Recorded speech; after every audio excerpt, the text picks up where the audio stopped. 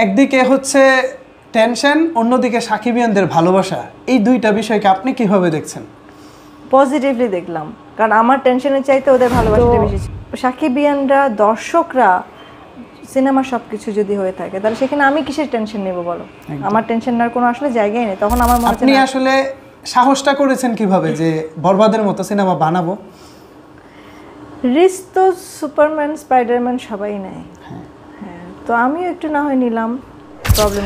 আসসালামু আলাইকুম ভিউয়ার্স, সবাইকে অগ্রিম ঈদের শুভেচ্ছা জানাচ্ছি। এই মুহূর্তে আমার সাথে রয়েছেন বরবাদের প্রোডিউসার শাহরিন আক্তার, সুমি আপা। আসসালামু আলাইকুম আপা, কেমন আছেন? আলহামদুলিল্লাহ।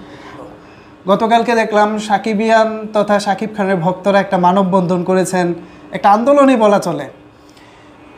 শাকিব খান বাংলা সিনেমার অন্যতম জনপ্রিয় একজন নায়ক, নাম্বার 1 তারকা, এবং তার ভক্তরা তাকে যেভাবে ভালোবাসে, সেই ভালোবাসার কিছু ভাগ হয়তো কালকে আপনিও পেয়েছেন।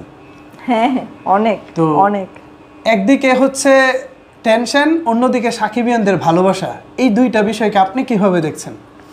পজিটিভলি দেখলাম, কারণ আমার টেনশনের চাইতে ওদের ভালোবাসাটা বেশি ছিল। মানে আমার টেনশন যতটুকু ছিল তার সামনে আমার মনে হচ্ছে যে ওদের যে ভালোবাসা, ওদের যে ডেডিকেশন, আমার টেনশন রাখার আসলে কোনো জায়গায় নেই। মানে আমার টেনশনের জায়গাটা অনেক কম, কারণ ওরা পাশে থাকলে ওরাই তো আমার সিনেমার সব কিছু। তো সাকিবিয়ানরা, দর্শকরা, সিনেমা সব কিছু যদি হয়ে থাকে তাহলে সেখানে আমি কিসের টেনশন নেব বলো? আমার টেনশন নেওয়ার কোনো আসলে জায়গাই নেই। তখন আমার মনে হচ্ছে না, যা হবে হবে, আল্লাহ ভরসা, আর ওরা তো সাথে আছে। বরবাদ আমাদের বাংলাদেশের প্রেক্ষাপটে এখন সর্বোচ্চ বাজেটের সিনেমা, আমি যদি ভুল না করে থাকি। আপনিও নিশ্চয়ই রিসার্চ করেছেন, সমসাময়িক অনেকগুলো সিনেমার বাজেট সম্পর্কে জেনেছেন, এবং কাজ শেষ করে নিশ্চয়ই ক্যালকুলেশন করেও দেখেছেন এই মুহূর্তে নিশ্চয়ই বরবাদ বড় বাজেটের সিনেমা। তো বাংলাদেশের প্রেক্ষাপটে এই বাজেট তুলে আনাটা এই মার্কেট থেকে একটা রিস্কি ব্যাপার। আপনি আসলে সাহসটা করেছেন কিভাবে যে বরবাদের মতো সিনেমা বানাবো?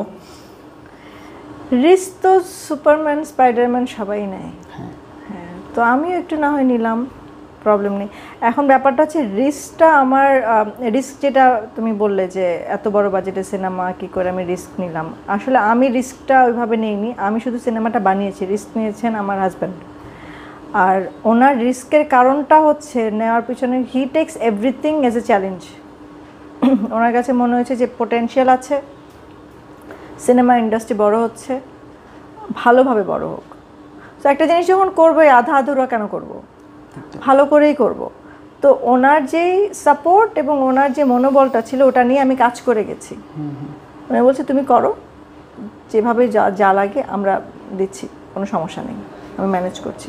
তো ওইভাবেই আমার মনে হয়েছে যে না, রিস্ক তো যেটাই, আমি এখান থেকে একটা সিনেমা দিন না হোক, আর পরে সিনেমা করব, যেভাবেই হোক এটা হয়ে যাবে। আর আমি যতটুকু যেভাবে সিনেমাটা বানিয়েছি, আমি জানি যেটা রিকভার তো হবে ইনশাআল্লাহ 100%।